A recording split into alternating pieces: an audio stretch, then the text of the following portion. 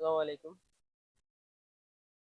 এগুলি দেখতেছেন এদিক নিয়ে এগুলি হলো আমাদের ফরিদপুরের কালো সোনা। আর কালো সোনা বলার কারণ হলো এগুলো যদিও সাদা দেখা যাইতেছে, কিছুদিন পর কিন্তু এর থেকে সম্পূর্ণ পরিমাণ কালো একটা বীজ উৎপাদন হবে। আর এই বীজটা কিন্তু ফরিদপুর জেলায় উৎপাদনে শীর্ষে।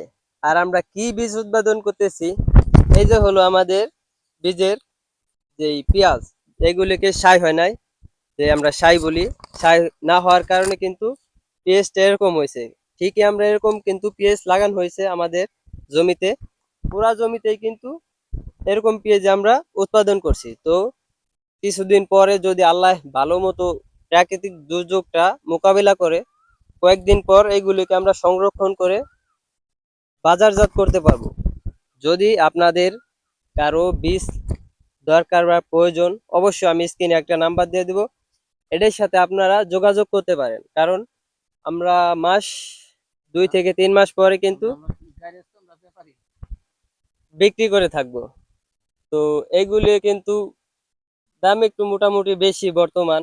মন মন প্রতি অনেকটা পরিমাণ লাভ হয়, বিক্রি করলে 2 থেকে 2.5 লাখ টাকা পর্যন্ত মন বিক্রি করা যায়।